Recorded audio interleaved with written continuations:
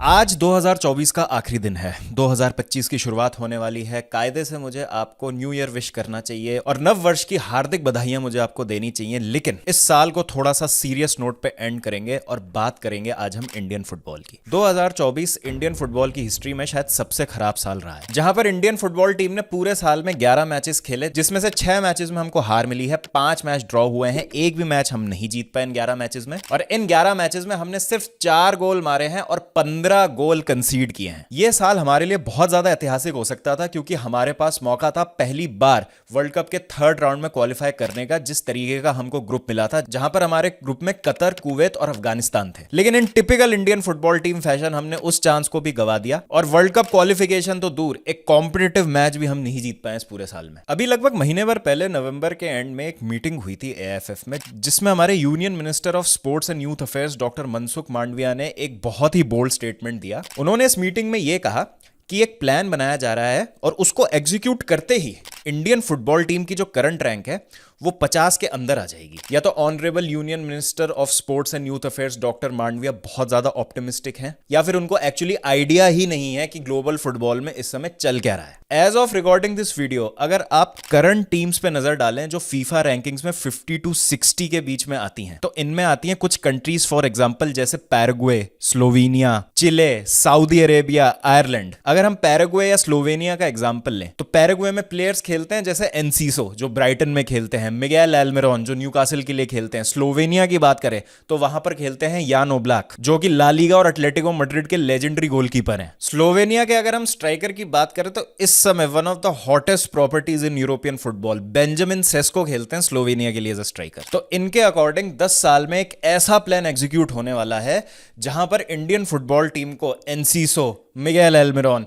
यान Oblak, Benjamin Sesko और भी अन्य तरीके के फुटबॉलर्स, चिली भी आती है इस 50 to 60 के ब्रैकेट में, एलेक्सिस सैंचेज, आर्तुरो विडाल जैसे फुटबॉलर्स मिलने वाले हैं। तो या तो ये प्लान बहुत ही ज्यादा जबरदस्त तरीके से एग्जीक्यूट होने वाला है, या फिर हमारे यूनियन मिनिस्टर को, एआईएफएफ को और जितने भी लोग इंचार्ज हैं और जितने भी लोग संभाल रहे हैं इंडियन फुटबॉल को, वो सिर्फ हमको बेवकूफ बना रहे हैं, वो सिर्फ हमारी तरफ जुमले फेंक रहे हैं और उनको बिल्कुल नहीं पता कि ग्लोबल फुटबॉल छोड़िए, इंडियन फुटबॉल में चल क्या रहा है आज की तारीख में किसी को भी कुछ भी नहीं पता। अभी थोड़े दिन पहले एक वीडियो मैंने बनाया था और उसमें बात की थी कि 2025 में प्लान हो रहा है कि अर्जेंटीना और लियोनेल मेसी आएंगे इंडिया और यहां पर 2 फ्रेंडली खेलेंगे केरला में। जो केरला के स्पोर्ट्स मिनिस्टर है वी अब्दुल रहीमन, उन्होंने कहा है कि ऐसा प्लान किया जा रहा है, लगभग 35 करोड़ का इसमें खर्चा आएगा। लेकिन इसमें कैच ये है कि ये जो 2 फ्रेंडलीज होंगे ये इंडियन फुटबॉल टीम के साथ नहीं होंगे, कोई 2 हाई रैंकिंग एशियन टीम्स को सेलेक्ट किया जाएगा और वो टीमें आएंगी जो केरला में अर्जेंटीना से फ्रेंडली खेलेंगी। अब यहां पर मैंने एक बात कही थी जो बहुत लोगों को अच्छी लगी नहीं थी, वो ये थी कि ये जो 35 करोड़ रुपए खर्च किए जा रहे हैं, ये अगर हम अपने फुटबॉल के डेवलपमेंट में खर्च कर दें तो क्या बुरी बात है। ये मैच कुछ नहीं है, बस एक कॉन्सर्ट है जहां पर अर्जेंटीना की टीम और मेसी खेलने आएंगे। 5-10 दिन बहुत शोर मचेगा, प्राइड वाली बात होगी, हल्ला मचेगा बहुत, अरे मेसी आए, हम सब खुश होंगे, मेसी को देखने जाएंगे, और उसके बाद सब फुस, कुछ नहीं होगा, सारी चीजें वैसी की वैसी धरी की धरी रह जाएंगी। तो लोगों ने कहा कि यार बाबा तुम्हें प्रॉब्लम क्या है, जब मेसी आ रहे हैं यहां पर खेलने, अर्जेंटीना की टीम आ रही है तो क्रेज बढ़ेगा फुटबॉल को, लोगों को अवेयरनेस आएगी, इससे और लोगों का इंटरेस्ट आएगा, इंडियन फुटबॉल की और ज्यादा पॉपुलैरिटी बढ़ेगी, इससे फुटबॉल की पॉपुलैरिटी बढ़ेगी, इंडियन फुटबॉल की पॉपुलैरिटी नहीं बढ़ेगी। जो लोग ये कह रहे हैं कि ये पैसे तो स्पॉन्सर से ही आ जाएंगे, टिकट सेल से ही आ जाएंगे, अगर मेसी यहां के खेलते भी हैं तो अच्छा ही है ना, ट्रिकल डाउन इफेक्ट होगा इसका इंडियन फुटबॉल पे, लोगों को जागरूकता मिलेगी कि फुटबॉल है तो उससे इंडियन फुटबॉल की तरफ आकर्षित होंगे लोग, क्रेज बढ़ेगा फुटबॉल का। तो ये जो लॉजिक लेके बैठे हुए हैं लोग, उनसे मेरा एक बहुत ही विनम्रता से प्रश्न है कि 2011 में भी तो मेसी आए थे, वेनेजुएला और अर्जेंटीना का एक फ्रेंडली मैच हुआ था सॉल्ट लेक स्टेडियम कोलकाता में, अगर आप लोगों को याद हो 2011 में, जहां पर आई थिंक हावियर पास्तोरे ने गोल मारा था उस फ्रेंडली मैच में और 1-0 से अर्जेंटीना वो मैच जीती थी। खचाखच स्टेडियम भरा हुआ था, उस समय के बैलन डोर विनर थे मेसी, सब लोगों को बहुत मजा आ रहा था मेसी को देखने में। सेम चीज हुई थी, वेनेजुएला और अर्जेंटीना एक फ्रेंडली मैच खेल के चले गए, सबको अच्छा लगा, क्रेज तब क्यों नहीं बढ़ा इंडियन फुटबॉल का, मुझे ये बताइए। मेसी तो तब भी आए थे खेलने। और आपको नहीं लगता कि हमारे काबिलियत और इंडियन फुटबॉल के पूरे सेटअप पे करारा तमाचा है। 2011 जा चुका है, 2025 आ चुके हैं, 14 साल हो चुके हैं, हमारी इतनी औकात नहीं है इंडियन फुटबॉल टीम की कि अर्जेंटीना को हमारी सरजमी पे बुला के उनसे एक फ्रेंडली मैच खेल सके। हमारा इतना लेवल भी नहीं है अभी तक। 14 साल बहुत बड़ा समय होता है, 3 वर्ल्ड कप हो चुके हैं 2011 से लेके अभी तक। लेकिन आप कभी विजन 2047, कभी टारगेट 2026, कभी 2034 तक इंडिया को टॉप 50 बना देंगे, यही सब चल रहा है। जो रियल मुद्दे हैं उनकी कोई बात क्यों नहीं कर रहा है? तो ये बहुत बड़ा सवाल है। आप समझ रहे हैं कितनी सीरियस बात है? 14 साल में हम अपने आप को इतना काबिल नहीं बना पाए, जहां पे आईएसएल आ गया। आईएसएल का ये 11वां सीजन चल रहा है, इतना सारा पैसा आ चुका है इंडियन फुटबॉल में, फॉरेन फुटबॉलर्स आ रहे हैं, ऑल टाइम हाई पे चल रहा है इंडियन फुटबॉल भी in terms of the viewership. लेकिन उसका ट्रांसलेशन क्या है नेशनल सेटअप में? Not only in the men's team, in the women's team, in the under 17 team, in the under 19 team. क्या हुआ है? क्या डेवलपमेंट हमारा हुआ है? कोई इसका जवाब दे दे मुझे। क्यों मेरी टीम 2011 में लायक नहीं थी फ्रेंडली खेलने के लिए अर्जेंटीना के अगेंस्ट, जब फ्रेंडली वो इंडिया में ही हो रहा था? 2025 तक भी क्या हम वो चीज नहीं कर पाएंगे? सुनील छेत्री यहां पर अपनी प्राइम पूरा जी के रिटायर हो गए हैं और हम अभी तक ऐसी टीम खड़ी नहीं कर पाए हैं जो आज की तारीख में एक टॉप रैंक्ड फीफा नेशन को अपनी सरजमी पे बुला के उनके अगेंस्ट एक फ्रेंडली मैच खेल ले। तो इस वीडियो में मैं कुछ पॉइंट्स पर लाइट थ्रो करना चाहता हूं जो मुझे लगता है कि एक हिंड्रेंस प्रोवाइड कर रहे हैं इंडियन फुटबॉल के लिए, और बिल्कुल काम नहीं हो रहा है इंडियन फुटबॉल को ठीक करने के लिए, सिर्फ जुमलेबाजी चल रही है। और कैसे हम 2034 तक टॉप 50 रैंक में आएंगे? 2034 छोड़िए, विजन 2047 की हम बात करते हैं। मुझे तो नहीं लगता जिस तरीके से हमारी इंडियन फुटबॉल ग्रो कर रही है कि हम 2047 तक भी वर्ल्ड कप क्वालिफिकेशन के आसपास होंगे। तो नजर डालते हैं एक बार कि एक्चुअली में चल क्या रहा है, क्यों हमारी हालत इतनी ज्यादा खराब हो गई। अब एक और सवाल जो आएगा और जो कमेंट आएगा इस वीडियो में कि ये देखो द आयरनी, ये एक बंदा है जो चेल्सी की बीनी पहनता है, प्रीमियर लीग फुटबॉल देखता है, यूरोपियन फुटबॉल का डैश है ये तो, और ये इंडियन फुटबॉल पे बात कर रहा है क्योंकि इसको व्यूज चाहिए। एक बार भी इसने सीजन आईएसएल का कोई मैच कवर नहीं किया, कोई बात नहीं की, अचानक से बस इंडियन फुटबॉल की जो खराबियां हैं वो ये दिखा रहा है। तो देखिए यहां पर पहली बात तो हर चीज को पेट्रियोटिज्म से जोड़ने की जरूरत नहीं है। Football eight the end of the day entertainment होता है, ये मैंने नहीं कहा है, ये हमारे देश के सबसे बड़े फुटबॉलर जो रिटायर हुए हैं इस साल, सुनील छेत्री, उन्होंने कहा है। राज हमानी के पॉडकास्ट में जब राज हमानी ने उनसे पूछा कि लोग इंडियन फुटबॉल क्यों नहीं देखते हैं, तो उनका जवाब ये था। So why do people not watch Indian football much? Because आपके पास 2 घंटे हैं example, and you want to consume something on telly और on phone, and you have an option of different things to consume. Wouldn't you pick the best quality as what you think? So when somebody has an option of watching Mbappe and Messi, why would he or she choose to watch ISL? And when I tell this to my boys, I said, don't feel bad. Just being patriotic doesn't mean कि भाई आप quality छोड़ के सिर्फ यही देखते रहोगे।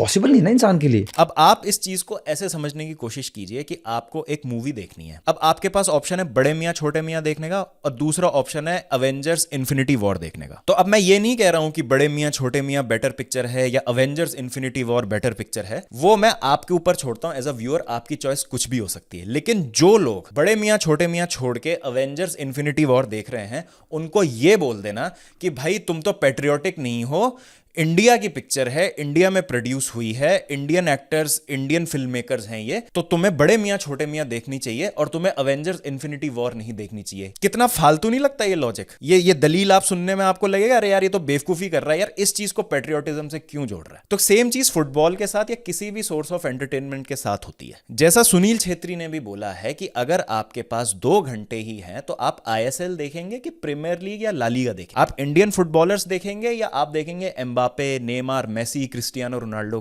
क्या देखना आप पसंद करेंगे? 2 घंटे ही आपके पास। तो ये जो बार बार सवाल उठता है ना कि तुम सपोर्ट नहीं करते, तुम बात नहीं करते, इंडियन फुटबॉल को सपोर्ट करने की जरूरत है। किसी भी चीज का क्रेज बढ़ता है जब वो चीज कैजुअल्स में फेमस होने लगती है, कैजुअल्स में उस चीज का इंटरेस्ट जागता है। क्या आपको लगता है आज की तारीख में एक कैजुअल वॉचर जो फुटबॉल में घुस रहा है वो इंडियन फुटबॉल देखना भी चाहेगा? कैजुअल्स की छोड़िए, मैं अपनी बात करता हूं। जब तक मैंने कंटेंट बनाना शुरू नहीं किया था, मैं बहुत बिजी रहता था अपने जॉब में, अपनी डेली लाइफ में, अपनी फैमिली लाइफ में। तो मेरे पास हफ्ते में 2 या 3 घंटे होते थे, तो मैं वीकेंड पे प्रीमियर लीग के ही मैचेस देखता था। आईएसएल तो 2014 से चल रहा है, मैंने कभी एफर्ट नहीं किया कि मैं आईएसएल देखूं, क्योंकि मैंने जब भी आईएसएल का मैच देखा टीवी पे, मुझे 5 मिनट से ज्यादा मजा ही नहीं आया उसमें, तो मैंने चेंज कर दिया। तो मैं क्यों एक इंफीरियर प्रोडक्ट देखूं? तो ये तो लॉजिक जो लगाते हैं ना कि भाई आप तो इंडियन फुटबॉल को सपोर्ट नहीं करते क्योंकि आप प्रीमियर लीग देखते हैं, बहुत बुरी तरीके से फ्लॉड है। बिकॉज आप किसी कैजुअल को बोल नहीं सकते कि नहीं भाई तू तो इंफीरियर प्रोडक्ट देख in the name of patriotism, कि नहीं यार इससे हमारे देश की तरक्की हो जाएगी, देश का फुटबॉल आगे बढ़ेगा। प्रोडक्ट को अच्छा करने की जरूरत है। आज की तारीख में अगर कोई एक इंडियन कंपनी फोन बना दे,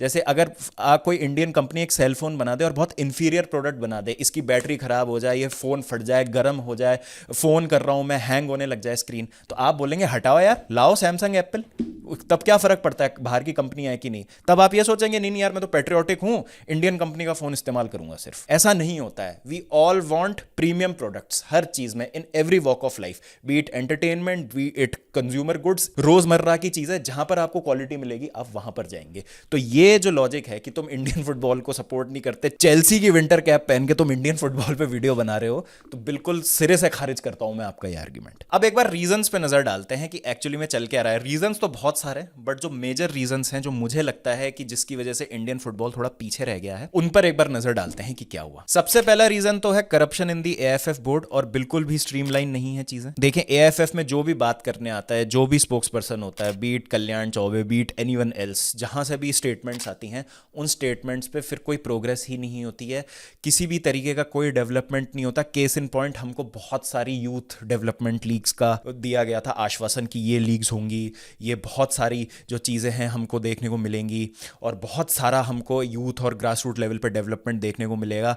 कहाँ पे कौन सी लीग्स हो रही हैं, किस तरीके का मॉडल है, किसी तरीके की कोई क्लैरिटी नहीं है किसी भी चीज़ पे। पैसा एलोकेट किया जाता है, वो पैसा कहाँ जाता है, उस पैसे का कैसे यूज़ किया जाता है, हमको कोई क्लैरिटी नहीं मिलती, ना हम कभी जान पाएंगे। उसके बाद जब आई लीग शुरू हो रही थी इस सीजन, कितना ड्रामा हुआ था अगर आप लोगों को याद हो। आखिर तक आई लीग का ब्रॉडकास्टर ही डिसाइडेड नहीं था, चाहे वो किस ओटीटी पे आएगा, कौन से चैनल पे आएगा। अब जाके हमको पता चला कि हाँ, सोनी स्पोर्ट्स पे आएगा, एसएससीएन करके ओटीटी है उस पे भी आ रहा है। लेकिन आई लीग जैसी लीग, जो कि हमारी डोमेस्टिक लीग की सेकंड टीयर है, जिसको हमको आंख गड़ा के देखना चाहिए, उस तक पे क्लैरिटी नहीं थी। तो इससे पता चलता है कि किस लेवल का मिसमैनेजमेंट है, जहां पर आई लीग के ब्रॉडकास्टर्स को लेके हमको नहीं पता था कि क्या होगा। धनराज भाई हमारे साथ, तो इस मामले पे और कुछ किस्से कहानियां अगर आप बता सके धनराज भाई, 2024 में जो आपने देखा। भाई 2024 में सबसे पहली बात तो मैं, जितने भी इंडियन फुटबॉल को भी फॉलो कर रहे होंगे, उन्होंने एक चीज देखी होगी कि आई लीग को जिस तरीके से एक लोअर दर्जा दिया जा रहा है इंडियन फुटबॉल में,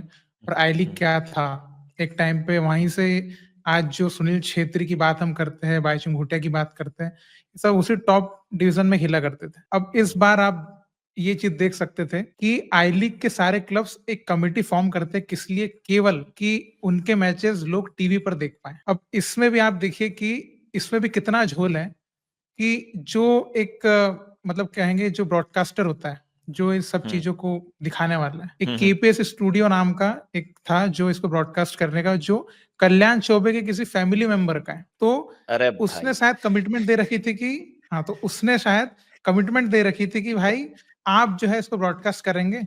अब लेकिन क्या हुआ कि बीच में आई लीग क्लब्स आ गए, उन्होंने कहा नहीं, हम तो सोनी पे चाहते हैं। लेकिन एक्चुअली में भी देखा जाए, जो मैं सुन रहा हूँ, जो इनडायरेक्ट खबरें, कि एक्चुअली में भले ब्रॉडकास्ट कहीं पे हो रहा है, लेकिन सब चीजें जो देख रहा है वो उन्हीं का स्टूडियो देख रहा है। बस बीच में सराची स्पोर्ट्स करके जो है एक लिमिटेड कंपनी आ गई है जिसको टेंडर दिया है, तो टेंडर के अंदर वो काम वही कर रहा है। तो एक्चुअली आप देखो टेंडर किसको मिल गया, सेम प्रेसिडेंट की फैमिली को। फिर उस ग्रुप में भी कुछ उन्हीं के कुछ लोग हैं, तो उसमें भी उन्हीं के लोग हैं। तो ये देखो मतलब कितना बड़ा झोल है कि सब कुछ पूरा मेवा खुद ही को खाना है, किसी को खाने भी नहीं देना है। तो ये मतलब, और एक और आपको एक मैं बात बताना चाहूंगा, आज ये जो बजट कम कर रहे हैं, इन्होंने आई लीग का बजट कम कर दिया, इन्होंने जो है यूथ लेवल का बजट कम कर दिया। अब आप देखो बजट कम क्यों करना पड़ा इनको। आपको याद होगा इगोर स्टिमेच ने कंपनसेशन के लिए जो है वो क्लेम किया था, 5-6 करोड़ तो रुपया कुछ देना था उसको। हाँ, हाँ। तो वो कंपनसेशन देने के चक्कर में अब अपने को सफर करना पड़ रहा है, हमारे जो बच्चे लोग हैं वो प्रॉपर अब इसको एक्सपोजर नहीं मिल पाएगा। आई लीग को कितना किस तरीके से करवा रहे हैं, तो आप देखो ये, और लोग बोलते हैं कि करप्शन कहाँ है, तो यही तो है, क्योंकि इन्हीं की गलती से एग्रीमेंट गलत दिया था गोरिस्टोविच को, कि क्लॉज ऐसा डाला है कि मतलब आप खुद सोचो, अपना ही एसोसिएशन कोच को मतलब निकाल नहीं सकता, क्या है ये? भाई गजब चीजें हैं, और 2024 इसीलिए मैं कह रहा हूँ कि काफी खराब साल रहा है। और ये तो एक, कहते हैं ना, टिप ऑफ द आइसबर्ग, सिर्फ परत है, उसको भी हमने कुरेदा नहीं है अभी, और आप कुरेदेंगे तो क्या क्या निकलेगा। तो धनराज भाई के चैनल पे आप जाके देखिए और जो किस्से कांड हुए हैं 2024 में। मुझे तो बस एक एग्जांपल देना था जो मैंने दे दिया इस वीडियो के माध्यम से। थैंक यू धनराज भाई। हाय, बिल्कुल, ऑलवेज। उसके बाद दूसरा रीजन जो आता है इंफीरियर प्रोडक्ट, जैसे मैंने बात की थी आईएसएल की मीडियोक्रिटी छा चुकी है आईएसएल में। मुझे लगता है एक सीलिंग आ चुकी है। लास्ट सीजन थोड़ा ठीक था, लेकिन आप फिर से देखेंगे इस सीजन तो आपको बहुत कोई अच्छी फुटबॉल देखने को नहीं मिल रही, और अगर आपको देखने को भी मिलती है तो फॉरेनर प्लेयर से ज्यादा देखने को मिलती है। इंडियन फुटबॉलर्स फॉरेनर प्लेयर्स के साथ अच्छा खेलते हैं, लेकिन जैसे ही जब ये इंडियन सेटअप में आते हैं इनका कलेक्टिवली लेवल गिर जाता है। इसका एक बहुत बड़ा एग्जाम्पल है, अगर आप करंट आईएसएल सीजन के टॉप 10 छोड़िए, टॉप 20 गोल स्कोरर्स पे नजर डालेंगे तो आपको क्या लगता है कितने इंडियंस आपको मिलेंगे उसके अंदर? तो ये रही आपके सामने लिस्ट। ये देख के आप चौंक जाएंगे। अगर आप आईएसएल और इंडियन फुटबॉल फॉलो नहीं करते ना, तो मैं आपको बताता हूं कि as of recording this video second place पर हैं सुनील छेत्री, जिन्होंने 9 गोल्स मारे हैं, और सबसे बड़े दुख की बात है कि वो रिटायर हो चुके हैं। तो एक रिटायर्ड प्लेयर, एक 40 साल का प्लेयर आईएसएल के टॉप स्कोरर की लिस्ट में एकमात्र इंडियन है। अगर हम टॉप 20 की बात करें, पूरी लिस्ट में 20वें स्थान तक कोई इंडियन आपको नहीं मिलेगा। 20th पे आपको मिलेंगे मनवीर सिंह, जो जॉइंट 20th टॉप स्कोरर हैं, जिन्होंने 3 गोल स्कोर की। तो आईएसएल क्लब से हमको जो इंडियन फुटबॉल टीम के लिए चाहिए वो नहीं मिल रहा है। किसी भी आईएसएल क्लब से हमको कोई इंडियन स्ट्राइकर नहीं मिल रहा है। कोई भी क्लब हमको एक इंडियन स्ट्राइकर प्रोड्यूस करके नहीं दे रहा है। सुनील छेत्री रिटायर हो गए हैं, भगवान भरोसे चल रही है इंडियन फुटबॉल टीम। अगर हम फॉरवर्ड लाइन की बात करें तो कहां से गोल्स आएंगे? अगर आप पिछले जितने भी गोल्स हमने स्कोर किए हैं उसमें सुनील छेत्री ने कितने स्कोर किए हैं और बाकी टीम ने कितने स्कोर किए हैं, उसका प्रपोर्शन देख लीजिएगा। तो सुनील छेत्री जब चले जाते हैं तो कितना बड़ा गैप और कितनी ज्यादा गोल्स की कमी वो छोड़ के जाते हैं। उसको पूरा करने के लिए जो चाहिए हमको आईएसएल क्लब्स में, वो कहां पर है? कहां है मेरा स्ट्राइकर? कहां है मेरा देसी स्ट्राइकर भाई? कौन सा क्लब है वो जो मुझे नेक्स्ट सुनील छेत्री बना के देगा? नेक्स्ट सुनील छेत्री छोड़ो, नेक्स्ट डिसेंट स्ट्राइकर दे दो, ऐसा एक स्ट्राइकर दे दो जो आधा काम कर दे सुनील छेत्री का। वो भी नहीं है। टॉप 5 टॉप 10 नहीं, टॉप 20 में आप देख लीजिए, current active Indian international players में से एक भी इंडियन आपको इस लिस्ट में नहीं मिलेगा। और इससे ज्यादा शर्मनाक बात नहीं हो सकती है हमारे फुटबॉल सेटअप के लिए। बहुत बड़ा क्वेश्चन मार्क है ये आईएसएल पे। उसके बाद अगर हम बात करें तो आईएसएल के जो नीचे के टीयर्स हैं, आई लीग और आई लीग 2, उनमें कैसा डेवलपमेंट हो रहा है प्लेयर्स का? क्या उनको प्रॉपर अपॉर्चुनिटीज मिल रही हैं? ये जो टीयर्स आपने कर दिए हैं फुटबॉल के और एक पिरामिड बना दिया है इंडियन फुटबॉल का, उसको मॉनिटर कैसे किया जा रहा है? क्या प्रॉपर कोचिंग दी जा रही है इनको? क्या कोई तरीका है जहां हम पता लगा सकें कि लोकल टूर्नामेंट्स जो हो रहे हैं, आई लीग और आई लीग 2 तो छोड़िए, जो लोकल टूर्नामेंट्स हो रहे हैं उनमें करप्शन नहीं हो रहा है, वहां पर फेयर फुटबॉल खेली जा रही है और हर प्लेयर को अपना टैलेंट प्रूव करके सही लैडर दी जा रही है नेक्स्ट लेवल पे प्रमोट होने के लिए? इसी साल दिल्ली प्रीमियर लीग में एक मैच हो रहा था जहां पर मैच फिक्सिंग के एलिगेशन लगे थे, और अगर आप ये वीडियो देखेंगे तो आपको हंसी आएगी, लेकिन हंसी के साथ साथ आपको दुख भी होगा कि किस लेवल पे ये गिर चुके हैं और करप्ट हो चुके हैं। कि दिल्ली प्रीमियर लीग, जो कि टॉप टियर कंपटीशन भी नहीं है इंडियन फुटबॉल का, एक स्टेट लेवल कंपटीशन है, वहां पर इस तरीके की मैच फिक्सिंग और करप्शन घुस चुकी है। तो ऊपर वाले लेवल की तो हम बात ही क्या करें। नेक्स्ट जो रीजन लगता है मुझे कि क्यों हम इंडियन फुटबॉलर्स अच्छे प्रोड्यूस नहीं कर पा रहे हैं इन लीग से, या आईएसएल में जाके क्यों फिर सीलिंग रीच हो जा रही है बहुत जल्दी और वहां से आगे नहीं बढ़ पा रहे हैं प्लेयर्स, क्योंकि हम एक बबल में आ चुके हैं, एक कंफर्ट जोन में आ चुके हैं और उससे हम बाहर नहीं निकलना चाहते। और ऐसा नहीं है कि हमारे प्लेयर्स टैलेंटेड नहीं है, हमारे प्लेयर्स अच्छी फुटबॉल खेल नहीं सकते। जिस एनवायरनमेंट में आप रहते हैं आप वैसे ही हो जाते हैं। फुटबॉल में, स्पेशली इंडियन फुटबॉल में, पैसा कमाना बहुत ज़्यादा मुश्किल है। तो जब आईएसएल में एक प्लेयर आता है और उसको देखता है कि यार मुझे तो साल का 50 लाख, 1 करोड़, 2 करोड़ रुपया ऐसे ही मिल जा रहा है, तो मैं क्यों मेहनत करूं? अब प्लेयर्स जो हैं हमारे, उनको कायदे से यूरोप की टॉप लीग्स में भी जाने की जरूरत नहीं है। स्कैंडिनेवियन सेकंड डिवीजन जैसे एस्टोनिया, लिथुएनिया, इन कंट्रीज की लीग में जाइए आप, अफ्रीका की लीग में जाके खेलिए, जैसे अफ्रीका के प्लेयर्स हमारे यहाँ के खेलते हैं। अफ्रीका के आप सेकंड डिवीजन में जाइए। साउथ ईस्ट एशिया की फुटबॉल इतनी अच्छी हो रखी है, वहां पर जाके आप टैलेंट प्रूव कर सकते हैं, वहां पर आप बेहतर हो सकते हैं। साउथ अमेरिका में आप ले लीजिए, पैराग्वे, कोलंबिया, पेरू, इनकी सेकंड डिवीजन में आप जाके खेलिए। अर्जेंटीना, ब्राजील की तो मैं बात ही नहीं कर रहा। हमारे प्लेयर्स में है कि इस लेवल की फुटबॉल खेल सकते हैं, लेकिन पैसा आईएसएल में ज्यादा मिलेगा, इसलिए ये लोग छोड़ के नहीं जाएंगे इस कंफर्ट जोन को। यही कारण है कि ना हमारे प्लेयर्स की टेक्निक इंप्रूव होती है, ना फिजिकलिटी इंप्रूव होती है, क्योंकि सेम एनवायरनमेंट, सेम इकोसिस्टम में आप खेल रहे हैं। आईएसएल में आप फॉरेनर्स के साथ खेलते हैं, टीम्स बड़ी अच्छी लगती हैं, प्लेयर्स बड़े अच्छे लगते हैं। जैसे ही एक इंटरनेशनल मैच आता है, चाहे वो वर्ल्ड कप क्वालिफायर का मैच हो, चाहे वो फ्रेंडली हो, 5 पास नहीं कर पाती हमारी टीम, एक साथ 5 पास नहीं कर पाती, और ऐसे बुली होते हैं बॉल से जैसे कोई अंडर 17 की टीम को भेज दिया एक सीनियर मैच खेलने के लिए। आप नोटिस कर लीजिएगा। तो ये क्यों होता है? क्योंकि जैसी फुटबॉल हो रही है खुश हैं उसमें, इंप्रूव करना ही नहीं नहीं चाहते, क्यों करूं भाई, मैं पैसा मुझे इतना मिल रहा है यहाँ पर, तो कोई जरूरत नहीं है ना। तो ये पूरा जो एक सिस्टम बन गया है ना, जहां पर इतना ज्यादा कंप्लेसेंट हो गया है सब कुछ, गवर्निंग बॉडी से लेके जो लीग हो रही है, जो प्लेयर्स हो रहे हैं, जिसके कारण आपको दिखता है कि कोई स्ट्राइकर आपको टॉप 20 में नहीं दिखता है इंडियन फुटबॉल का। बहुत ज्यादा खराब चीज है ये, और ये चीज बढ़ती जा रही है। ये आपको याद होगा, चाइनीज सुपर लीग शुरू हुई थी आज से 10-15 साल पहले, जहां पर उस समय बहुत सारे बिलियनर्स ने मिलकर पैसा डाला चाइनीज सुपर लीग में, और बड़े बड़े प्लेयर्स को, कार्लोस तेवेज, ड्रॉगबा, नेल्का, ऑस्कर अभी रिसेंटली चाइनीज सुपर लीग से लौट के आए हैं बहुत सारा पैसा कमा के। क्या चाइना की फुटबॉल इंप्रूव हुई उससे? क्या आपने चाइना को देखा अभी कहीं पे भी वर्ल्ड कप खेलते हुए या एशिया कप में कुछ अच्छा करते हुए? तो सेम चीज हमारे यहाँ हो रही है, जो चाइनीज सुपर लीग ने किया था कि पैसा रख दो आप ऊपर के टेयर पे पैसा रख दो, ग्रास रूट्स पे आप इन्वेस्ट मत करो, जो फॉरेन प्लेयर्स हैं वो आएंगे, वो लीग की क्वालिटी बढ़ा देंगे, जो प्लेयर्स हैं, चाइनीज प्लेयर्स हैं, जो नेटिव प्लेयर्स हैं, उनको भी उतना पैसा मिल रहा है, उनको जरूरत नहीं है अपने आप को पुश करने की।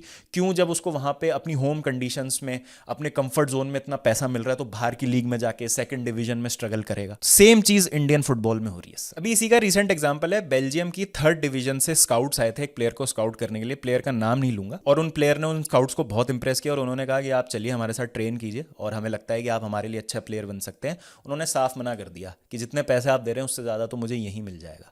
अब आप बताइए, एक प्लेयर का डेवलपमेंट बेहतर कहाँ होगा? वो बेल्जियम में खेलेगा या फिर वो इंडिया में खेलेगा? कहाँ पे उसका बेहतर डेवलपमेंट होगा? तो ये चीज़ होती है, और ऐसे कई सारे एग्जाम्पल्स हैं जो हमारे सामने ही नहीं आते हैं। इन प्लेयर्स को प्लस जो लोकल फुटबॉल होती है उसमें 5 असाइड 7 असाइड फुटबॉल टूर्नामेंट्स खेलने के लिए बहुत पैसे मिलते हैं, तो ये वैसे ही मना नहीं करते, तो ये अपना काम निकाल लेते हैं और इनको चाहिए कि भाई मैं नहीं, मुझे स्ट्रगल करना है। और इनकी गलती भी नहीं है, क्योंकि आपने फ्लो और जो पैसे का डिस्ट्रीब्यूशन है वो ऐसा कर दिया है कि अब कुछ करने की ज़रूरत नहीं है, मैं तो बस यहाँ पे बैठा हूँ, मज़े कर रहा हूँ। ये एक बहुत बड़ा इंपॉर्टेंट पॉइंट है जिसकी वजह से हम डेवलप नहीं कर पा रहे हैं। फिर जो हिस्टोरिक क्लब्स हैं उन पे आप ध्यान दे नहीं रहे हो, क्योंकि आपको पैसा चाहिए, सब कुछ फ्रेंचाइजी मॉडल पे आ चुका है, सब कुछ जो है आपको आई बॉल्स चाहिए, मार्केटिंग चाहिए। सलगांवकर एफसी गोवा में एक बहुत बड़ा एग्जाम्पल है इसका, इतना हिस्टोरिक क्लब है वो, उनको बंद करना पड़ा ड्यू टू फाइनेंशियल डिफिकल्टीज, और इतने पता नहीं कितने हिस्टोरिकल क्लब्स बंद हो गए हैं पिछले कुछ सालों में, जिन पर ध्यान नहीं दिया इंडियन फुटबॉल ने, जिनकी इतनी बड़ी लेगेसी थी और रिच हिस्ट्री थी। आए दिन ये टूर्नामेंट्स बंद कर देते हैं, खेल फुटबॉल बंद कर दी है, लोकल टूर्नामेंट्स कभी बंद कर देते हैं, कभी शुरू कर देते हैं, समझ ही नहीं आ रहा है कि क्या करना चाह रहे हैं ये, कोई क्लैरिटी नहीं है किसी भी तरीके का, कोई फ्लो सेटअप नहीं है। लेकिन इनको 2034 तक 50th रैंक अचीव करनी है फीफा रैंकिंग्स में। वुमेन्स फुटबॉल की बात करता हूं मैं। उड़ीसा एफसी की वुमेन्स फुटबॉल का मैच हुआ था उरावा रेड डायमंड्स, जो कि जापान की टीम है। स्कोर आपको पता है क्या था? 17-0 से हम हारे। सैफ के अंडर 20 में हम नेपाल की टीम से हार रहे हैं। ये हमारी प्रोग्रेस हुई है 2023 से लेके 2024 तक। 2023 माइंड यू बहुत अच्छा था, जहां पर हम इंटर कॉन्टिनेंटल कप जीते और 1-2 ट्राई नेशन सीरीज जीते, और भी कुछ हम जीते थे। सब ने मेहनत करके और आवाज उठा के इंडियन फुटबॉल टीम को एशियन गेम्स तक पहुंचा दिया था, बहुत सपोर्ट हुआ था, we were on an all time high. उसके बाद बताइए मुझे क्या हुआ? जनवरी 2024 में आता है एशिया कप, और वहां हमारी खुल गई पोल। बहुत बुरी तरीके से हम हारे वहां पर। सीरिया जैसी टीम जिसके अगेंस्ट हमको जीतना था, सिर्फ 1-0 से भी जीत जाते तो भी अगले राउंड के लिए क्वालिफाई कर जाते, इतनी फेवरेबल हो गई थी हमारे लिए वो टेबल जो बन रही थी बाकी ग्रुप्स के लिहाज से। 45 मिनट्स तक 0-0 था, और सेकंड हाफ में ऐसे खेल रहे थे जैसे कुछ मैटर ही नहीं करता है। एक वॉर टोन कंट्री से आप नहीं जीत पा रहे, इतनी ज्यादा डिफिकल्टीज थी। आप सीरिया का वो मैच जीत के रिएक्शन देखिए, कितना इमोशनल हो गए थे वो लोग उस एशिया कप के डिबाकल के बाद, जो कि हमारी हिस्ट्री का सबसे बुरा एशिया कप था। क्यों? 5th अपीयरेंस थी हमारी एशिया कप में, और वो पहली बार ऐसा हुआ कि ना हमने कोई पॉइंट इकट्ठा किया टेबल में, ना हम कोई गोल स्कोर करके आए। Statistically the worst Asian cup campaign ever in the history of Indian football, जहां पर इस बार सब लोग देख रहे थे, सब सपोर्ट कर रहे थे, आई बॉल्स पूरी थी, सब लोग बात कर रहे थे एशिया कप के लिए। इंडिया से ट्रैवल करके लोग कतर गए थे मैचेस देखने के लिए। तो ये तो चीज अब नहीं चलेगी कि सपोर्ट नहीं मिल रहा है और लोग नहीं देख रहे हैं फुटबॉल। इट्स जस्ट दैट कि आपने इकोसिस्टम ऐसा बना लिया है कि प्लेयर्स अब डेवलप ही नहीं हो रहे। तो जो हमारी उड़ीसा एफसी की वुमेन्स टीम हारी उरावा रेड डायमंड से 17-0, उस हार से रिकवर करने के लिए और वुमेन्स फुटबॉल को बेहतर बनाने के लिए हमने क्या किया? उसके बाद न्यूट्रिशन और स्पोर्ट्स साइंस है,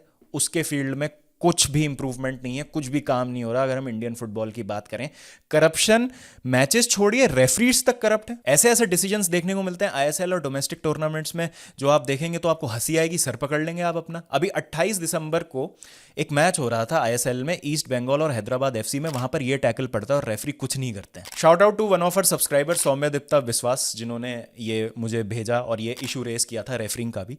रेफरिंग इतनी ज्यादा करप्ट हो चुकी है, क्या बात करेंगे हम यार। तो ना केवल players, grass root level, governing body, referee, सब कुछ करप्ट हो चुका है, सब कुछ सिर्फ पैसे बनाने की मशीनरी बन चुकी है। रेफरी बहुत मतलब खराब तो कह रहे अंडरस्टेटमेंट है। अभी जैसे मैंने अभी वीडियो में थोड़ी देर पहले एग्जांपल दिया, ईस्ट बंगाल वर्सेस हैदराबाद के मैच में जो हुआ, भाई जूता ही मार दिया छाती पे और कुछ नहीं हुआ। और इन जनरल काफी चीजें देखते हैं हम, तो क्या हो रहा है ये मूसा भाई? यार देखो, आप ना आईएसएल का हिस्ट्री उठा के देखो, स्पेशली लास्ट 3-4 सीजन्स में ऐसे बड़े बड़े ब्लंडर्स किए ना रेफरीज ने। आई मीन लाइक आप उसको नजरअंदाज ही नहीं कर सकते। कभी कभार एक स्टांस होता है कि नजरअंदाज कर सकते हो उस चीजों को, क्योंकि डिफिकल्ट होता है। रेफरी का जॉब इजी नहीं होता, पहले रेफरी का जॉब अगर हम अंडरस्टैंड करें तो। बट अगेन कुछ ऐसे डिसीजन रेफरी ने दिए हैं ना कि भाई इवन दो आप एम्पथाइज कर सकते हो, थोड़ा सा आप थोड़ी सी वो एम्पैथी ला सकते हो, समझने की कोशिश कर सकते हो रेफरी का जॉब। देन अगेन बोलोगे यार ये तो अंधा भी बोलेगा भाई ये फाउल था, या फिर अंधा भी बोलेगा यार ये पेनल्टी थी, या अंधा भी बोलेगा कि भाई बॉल बाहर जा चुका है ऑलरेडी और आप क्या कर रहे हो, स्टिल आप प्ले ऑन दे रहे हो। ये सब छोटे छोटे चीजें ना भाई, ये ऑफ कोर्स किसी भी फैन बेस को ट्रिगर करने के लिए लाइक हर मैच में रेफरी कुछ ना कुछ कर रहा है। और एट द एंड क्या करते हैं पता है, रेफरी को पता चल जाती है कि मेरे हाथ से गलती हुई है, तो वो बुक को बैलेंस करने के लिए ना सामने वाली टीम को भी ऐसे ही कुछ मतलब दो गलतियां वो कर दे देता देते है वो। हैं, 2 गलतियां कर देते हैं, विच इज नॉट राइट यार। आप गेम क्या रुख ही चेंज कर रहे हो ना। ऐसा बहुत बार हुआ है। अभी आज का ही match, I was watching the first half of North East United and Mumbai City. यार Alaaeddine Ajaraie took a very good shot at goal, but again वो मिस हो गया। But again it was on the ball of know on the hand of the defender, पता नहीं कौन था defender, but again referee ने उस चीज को नजरअंदाज कर दिया। रेफरी ने तो किया भाई, कमेंटेटर ने भी उस चीज को नजरअंदाज कर दिया। I don't know how, for me it is a clear penalty. तो यार ये चीजें ना बहुत बार देख रहे हैं, और ऊपर से इंपॉर्टेंट गेम्स में ये चीजें देख रहे हैं, जिसकी वजह से टेबल ना बहुत उथल पुथल हो रहा है टेबल पे। एंड ये जो बार बार बात आती है कि यार हेल्प हो रहा है किसी एक पर्टिकुलर टीम को या फिर इसको हेल्प हो रहा है, मैं नहीं मानता इस चीज को। But again referees have been doing blunder from past 3 standard ही to खराब है, 4 seasons I will say. Standard ही खराब है रेफरी। सीरियसली क्यों है ये सुधरता क्यों नहीं बहुत है? ज्यादा यार। देखो इसमें थोड़े से रीजंस मैं देना चाहूंगा, बट अगेन ये मेरे लिए ये क्लियर रीजंस नहीं है। But still when I talk to few of the guys and थोड़े से रेफरीज हैं जिनके साथ में मैं बात करता हूँ, तो वो लोग वही बोलते हैं कि यार मल्टीपल जॉब्स करते हैं referee, and it's kind of difficult to juggle between the jobs and everything. But फिर वो एडमिनिस्ट्रेशन का प्रॉब्लम आता है। जो रेफरी फुल टाइम है वो भी तो मिस्टेक कर रहे हैं।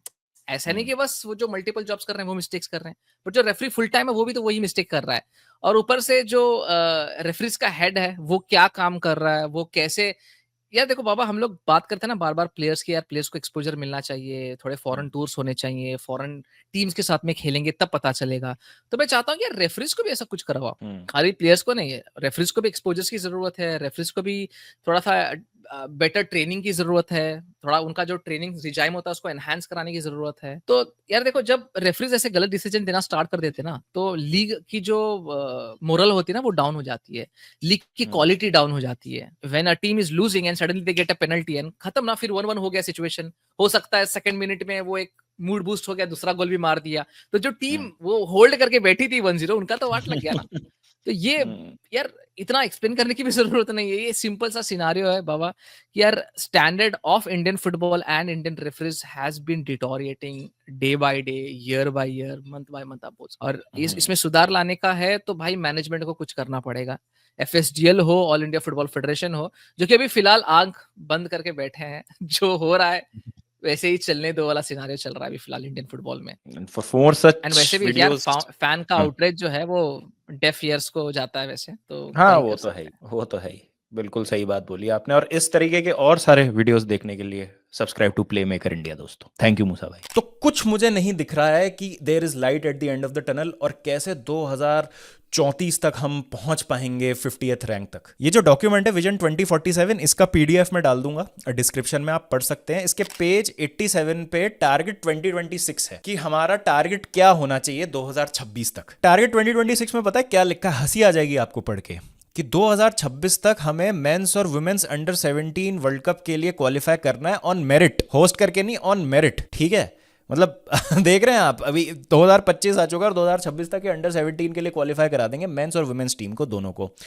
टॉप 8 एशियन टीम्स में आना है हमें, टॉप 8 रैंक एशियन टीम्स में आना है। करंट फीफा रैंकिंग आप जानते हैं हमारी क्या है? 126। और जब 97 98 भी चल रही थी 2023 में, जीत के जब हम रैंक क्लाइम कर रहे थे, 100 के अंदर आ गए थे, खुश तो बहुत हो रहे थे, बट ये रैंकिंग पे बहुत ज्यादा भरोसा मत कीजिए, क्योंकि आपका अल्टीमेट टारगेट है कि आपको यूरोप, अफ्रीका, एशिया, इनकी टीम्स के अगेंस्ट अच्छा करना है, इनकी टॉप रैंक टीम्स के अगेंस्ट अच्छा करना है। जैसे एक लोअर रैंक टीम भी आती है ना इन कॉन्फेडरेशन से, आपकी पोल खुल जाती है बुरी तरीके से। आप में और उनमें जमीन आसमान का फर्क है।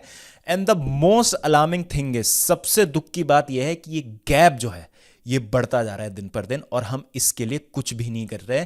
हमारे अथॉरिटीज को पता ही नहीं है कि वर्ल्ड फुटबॉल में चल क्या रहा है। मैं तीसरी या चौथी बार बोल रहा हूं सेम चीज इस वीडियो में। फुटबॉल या कोई भी स्पोर्ट रिलेटिविटी पे चलता है। मान लीजिए आपने एक स्टेप आगे लिया सही डायरेक्शन में, लेकिन आपके कॉम्पिटिटर्स ने तो 10 स्टेप आगे ले लिया उसी समय में, तो गैप तो अभी भी उतना ही है या तो बढ़ता ही जा रहा है। तो कैसे आप उनसे कंपीट करेंगे, ये होना चाहिए, रादर देन हम अपने आप को इंप्रूव करें। हम तो अपने आप को इंप्रूव करेंगे, 5 की जगह 10 पास कर दिए भाई हमने लगातार, वाह यार क्या खेले हैं, बाहर से गोल नहीं खा रहे, फालतू की डिफेंसिव एरर्स, या हमारी क्वालिटी इंप्रूव हो गई है फाइनल थर्ड में। अरे तो पहले से हमारा लेवल बेटर हुआ है, लेकिन उसका ट्रांसलेशन कैसे होगा वर्ल्ड स्टेज पे? अगर हम एशिया कप या वर्ल्ड कप का क्वालिफायर खेलने जा रहे हैं, तो क्या हम खड़े हो सकते हैं?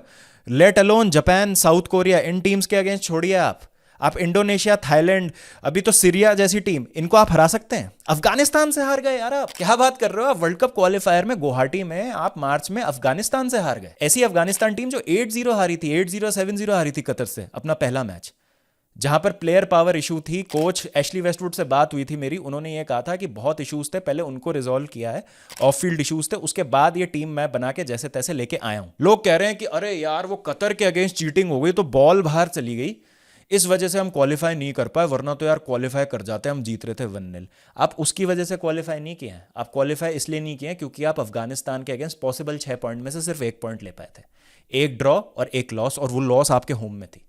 उससे ज्यादा शर्मनाक बात नहीं हो सकती, जहां पर आप कुवैत से जीत के आ गए थे उनके होम में। तो 2024 बहुत ज्यादा खराब रहा इंडियन फुटबॉल के लिए, और सिर्फ अब शुगर कोट करने से या सिर्फ अच्छी अच्छी बातें बोलने से काम नहीं चलेगा। ये जो मैंने सारे पॉइंट्स बोले हैं, इन पे काम होना जरूरी है, और होगा नहीं होगा मुझे नहीं पता, मैं तो बहुत ज्यादा पेसिमिस्टिक हूं, मैं तो साफ बोल रहा हूं। लेकिन ना, इंडियन फुटबॉल मैं तो देखूंगा, बात भी करूंगा उसके बारे में। अनकंफर्टेबल कॉन्वर्सेशंस करने का टाइम आ गया है। ये वीडियो में मैं और भी बहुत सारी चीजें बोलना चाहता था, अभी भी मेरे पास काफी मटेरियल रखा है, लेकिन ये वीडियो बहुत लंबी हो गई है। आई थिंक 15-20 मिनट की ये वीडियो बन जाएगी।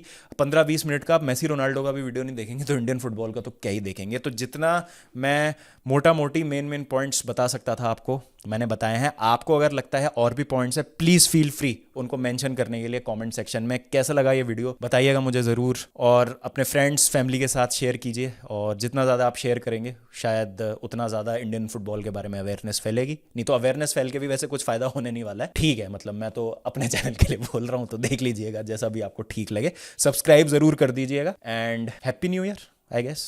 टेक केयर दोस्तों, जय हिंद।